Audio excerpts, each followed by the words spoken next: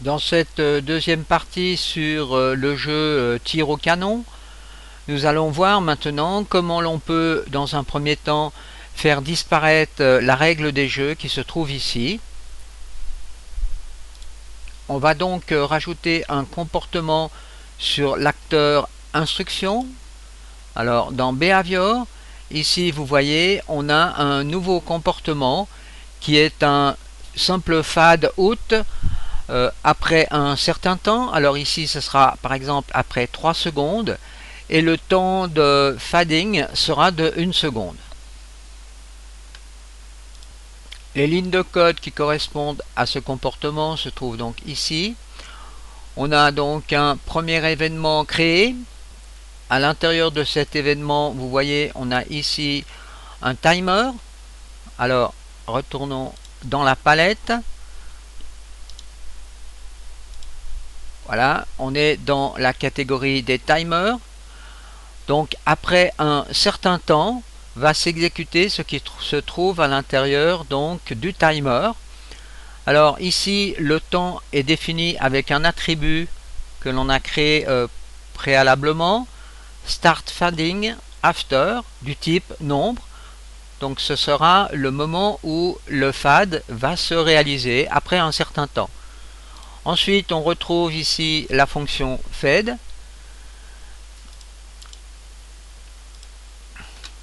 qui est dans cette catégorie acteur, twinning, et là on a un fade. Donc on peut utiliser soit un fade in, soit un fade out. Alors dans le cas présent, c'est plutôt un fade out. Avec ici le temps pour le fading. Alors de nouveau, c'est un attribut. Number. Donc que l'on affiche aussi dans le comportement. Et ensuite, après donc ce temps, on a donc un deuxième timer ici qui fait que on va donc killer le jeu. J'entends ici par killer donc tuer l'acteur. Alors vous pouvez aller dans le view help en ligne et vous voyez c'est le kill actor, donc c'est de tuer l'acteur qui est spécifié. Donc en conclusion, après un certain temps, on effectue un fade out et ensuite après un autre temps, après le fade time, on tue l'acteur. Alors effectuons un test. Voilà, 1, 2, 3. Voilà, on vient de tuer donc l'acteur qui affiche les règles de jeu. Maintenant, on va devoir définir des groupes de collision. Alors je vais dans les settings, groupes, et ici vous voyez je crée deux groupes supplémentaires, un groupe ennemi et un groupe boulet. Donc en faisant create new, donc on crée ces groupes de collision. Alors l'ennemi eh bien, va entrer en collision avec le boulet et le boulet va entrer en collision avec l'ennemi. Alors ceci est important pour que les collisions s'effectuent correctement. Alors pour rappel, eh bien le boulet c'est ce boulet ici et les ennemis sont les ballons orange et les ballons verts. Alors maintenant je dois bien définir donc ces groupes de collision dans les différents acteurs. Donc j'ouvre l'acteur boulet. Ici dans propriétés, vous voyez je définis le groupe boulet. Ici vous avez le type de collision, vous voyez c'est un rectangle qui se trouve autour de la sphère. Là on a un éditeur de collision, donc on pourrait créer une collision complètement différente en utilisant ces différents outils qui se trouvent ici. Ensuite je dois faire la même chose avec les ballons orange. Alors dans la partie propriété, groupe ennemi. Collision ici rectangle. Il faut aussi faire attention donc à la physique de cet acteur.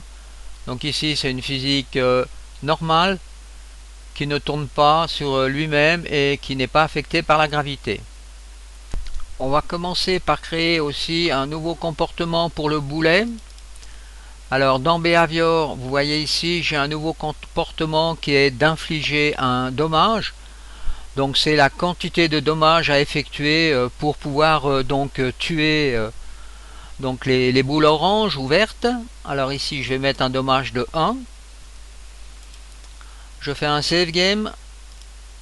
Et si je retourne maintenant dans Edit Behavior, on voit que ceci est un simple attribut, donc qui est un attribut du type number que j'appelle ici dommage. Et là, donc c'est la quantité de dommages à effectuer pour effectuer donc une explosion des ennemis. On doit maintenant dans les ennemis, donc les ballons orange et les ballons verts, créer aussi des comportements. Alors ici on a déjà deux comportements. Un premier comportement est un comportement du type émettre un son du type explosion au moment de l'impact donc du boulet sur le ballon orange par exemple. Alors ici si on fait Edit Behavior, on voit que c'est ici une simple ligne de code play le son explosion.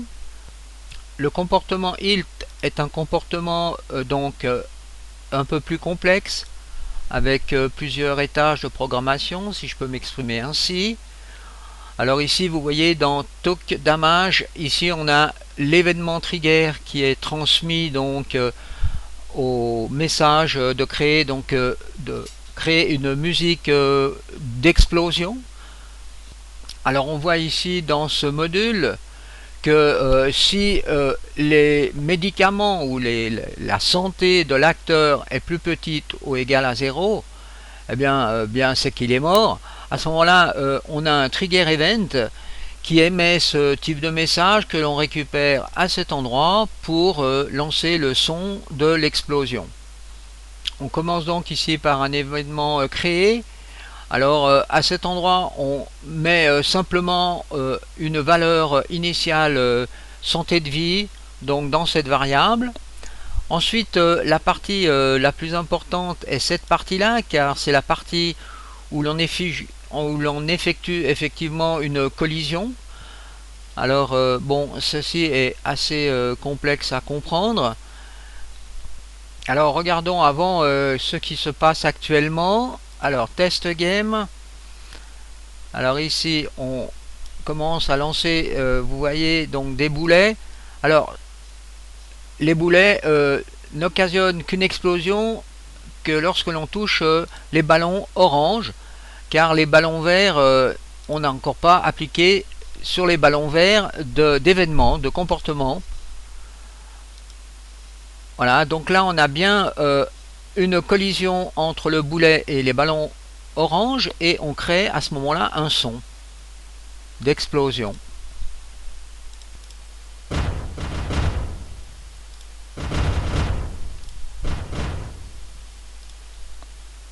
Alors essayons de comprendre ces lignes de code en les décomposant.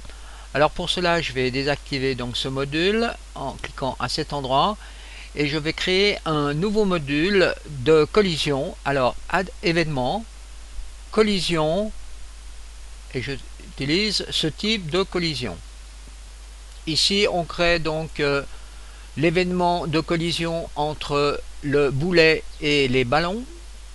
Maintenant à l'intérieur on va mettre un test if et la condition qui doit être remplie est ce type de collision qui va nous informer si le dernier acteur a bien un comportement inflict damage. Alors effectivement il a un comportement inflict damage puisqu'on a créé ce comportement précédemment, ce comportement étant sur le boulet. Si cette condition donc est bien remplie, eh bien on va mettre une variable cache DMG donc qui se trouve dans les attributs. C'est cette variable qui se trouve ici du type number. Alors on va mettre une valeur à l'intérieur de ce cache. Donc la valeur va être une valeur que l'on va prélever donc avec l'information get dans le behavior inflict damage. Donc on va récupérer les dommages. Donc à chaque fois qu'on tape donc sur un ballon orange, eh bien on incrémente indirectement et là on récupère le nombre d'incréments qui a été effectué et que l'on met dans cette variable. Alors ici, autrement, si la condition ici n'est pas respectée, eh bien vous voyez donc la variable cache-dmg prend la valeur de défaut damage, donc qui se trouve à cet endroit aussi, qui est du type nombre. Et ensuite on a une autre variable ici, un setActorCache. Alors ici, l'actor cache, vous voyez, est du type acteur. Et à ce moment-là, on va mettre dans cet acteur cache la valeur du dernier acteur qui a été entré en collision. Ensuite, on fait un décrément donc du courant int. Donc le courant int, c'est aussi un nombre qui se trouve ici. Et on décrémente ceci par la valeur du cache damage. Et ensuite, on envoie le trigger, donc l'événement trigger pour créer l'explosion. On va devoir maintenant encore ajouter un autre comportement donc dans le ballon orange. Alors add behavior, et cette fois-ci on va rajouter donc le changement donc de type de particules. Donc ce sera des petites étoiles. Alors on va utiliser le comportement span actor uponded, choisir, et vous voyez on va donc créer ce type de pop. Alors essayons d'effectuer un test pour voir ce qui se passe. Donc au moment voilà de l'impact, vous voyez, avec les ballons orange, on a donc cette étoile qui apparaît et qui disparaît. En somme, c'est un simple effet. On retrouve ici la ligne de code qui correspond à cet effet. Donc créer un acteur du type span ici, choisir, ou bien alors on a un attribut ici, acteur type. Alors on choisit l'attribut acteur type span, ok. On va devoir encore rajouter un comportement donc sur les ballons. Eh bien au moment de la collision, eh bien les ballons doivent disparaître de la scène. Alors on va faire un add behavior et on va utiliser ce type de comportement qui va nous permettre, vous voyez, si je fais edit behavior, de tuer l'acteur et de transmettre un événement aussi poped qui sera utilisé pour incrémenter donc les nombres de ballons qui ont été atteints dans le jeu, qui ont été touchés dans le jeu.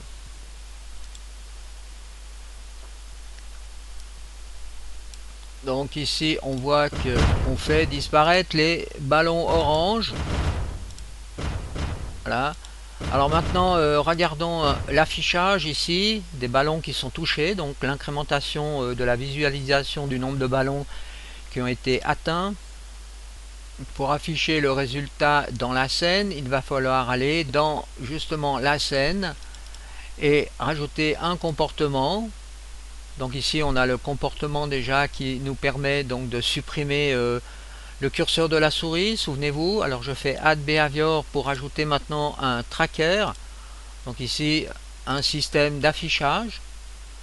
Alors si je fais edit behavior, eh bien je vois ici que quand le message poped qu'on vient de voir précédemment est envoyé, eh bien on crée ici, vous voyez, on met dans la variable pop, on met un incrément du pop count plus 1, donc un attribut ici, pop count c'est un nombre, eh bien on l'incrémente, on met simplement plus 1, et ensuite ici avec drawin, ici on écrit ce texte à l'écran. Alors on a déjà vu ceci, donc on écrit le type de texte pop count donc qui sera un nombre à ses coordonnées. Alors vérifions.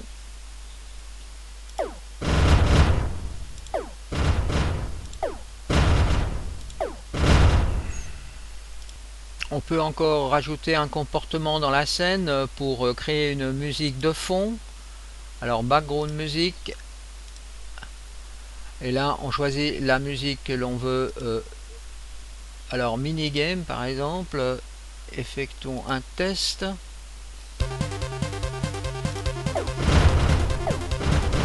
Alors maintenant il ne nous reste plus qu'à voir le bouton reset qui relance le jeu. Les lignes de code donc pour le background music se trouvent ici, donc ce sont des lignes de code assez classiques. Alors maintenant intéressons-nous à la partie reset bouton. Donc acteur type, reset bouton, et là dans les comportements on a donc deux comportements. Un premier comportement qui est le simple bouton. Donc lorsque l'on va donc appuyer sur le bouton, eh bien on va envoyer ce action to perform, donc ce message.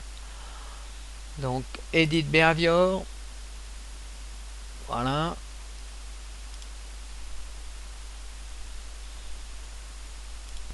Donc ici, une fois que la souris donc est pressée, le bouton de la souris est pressé, eh bien si les conditions ici sont remplies, ces conditions booléennes, eh bien ici vous voyez on crée un fade haute, et ici on a un autre effet.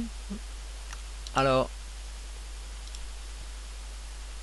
là c'est cet effet de changement d'échelle, et ensuite après 0,6 secondes, donc on a un timer, on envoie donc cet événement action to perform.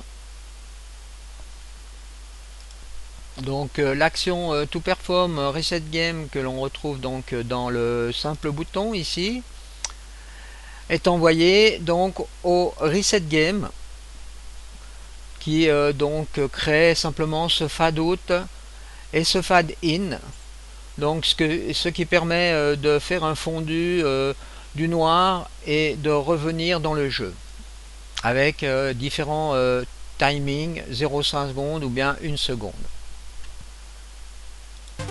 Donc ceci sera la fin de cette partie d'explication de ce jeu de tir au canon.